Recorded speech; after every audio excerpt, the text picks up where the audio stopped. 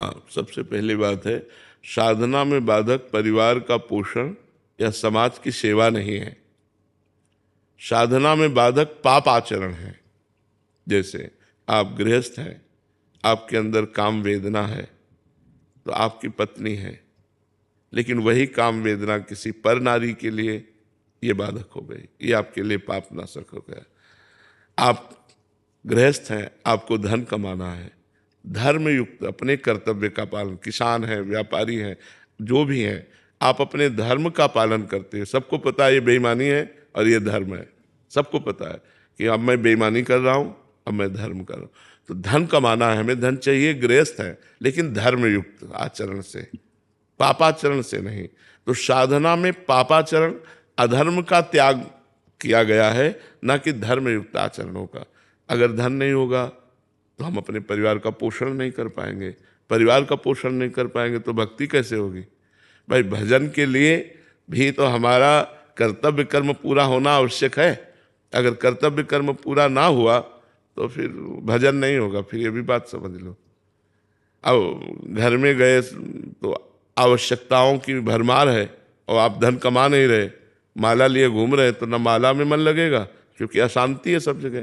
तो खूब मेहनत से धर्म पूर्वक धन कमाओ, परिवार का पोषण करो, और जिन वासनाओं की पूर्ति से अपनी उपासना में बाधा नहीं लगती, धर्म पूर्वक अपनी वासनाओं की पूर्ति करो।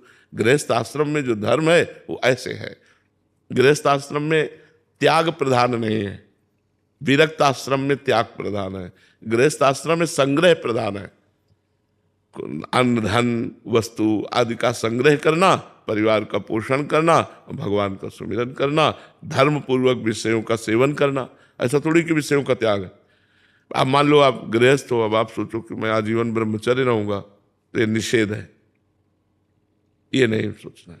विरक्त के लिए आजीवन ब्रह्मचर्य है, गृहस्थ के लिए समय समय पर पत्नी से सहवास करना धर्म है, वह अधर्म नहीं है। अब एकदम पशुवत आचरण करना तो नहीं। इसी तरह पूरे विषय को ले ले कि धर्म पूर्वक सेवन करना वो हमारे लिए विधि है और अधर्म का निषेध है, अधर्म का त्याग है, तो हमारा परमार्थ बन जाएगा। अब सामाजिक और पारिवारिक, तो प्रधानता पारिवारिक की देनी है, द्वितीय में समाज है।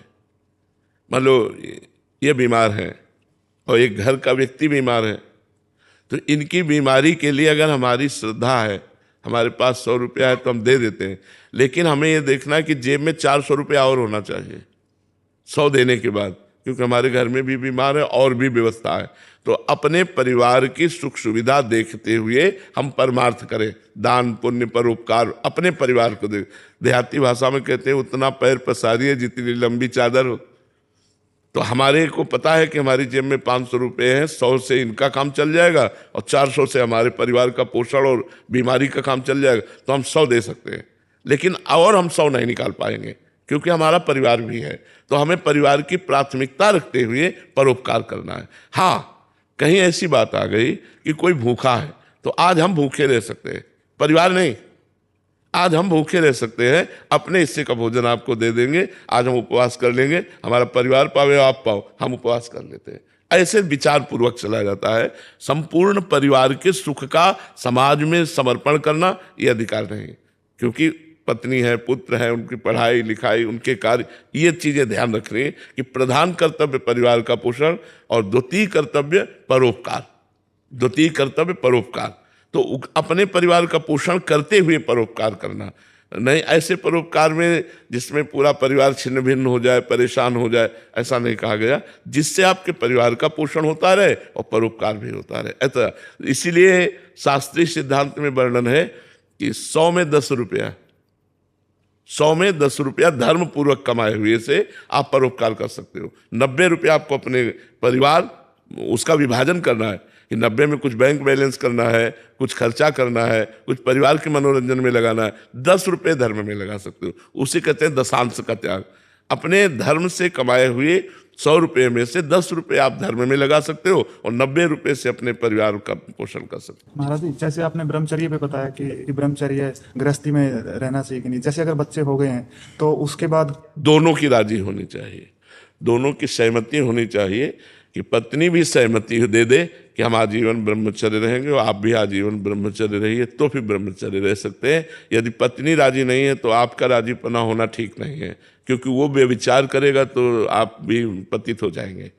आपकी अर्धांगिनी, उसका सहयोग देना आपका कर्तव्य बनता है। यदि वो कामना से पीड़ित हो रही तो हमें उसकी कामना का उपाय करना चाहिए। वहाँ हम फिर ब्रह्मचर्य का गीत ना गावें, क्योंकि गृहस्थ धर्म है ना।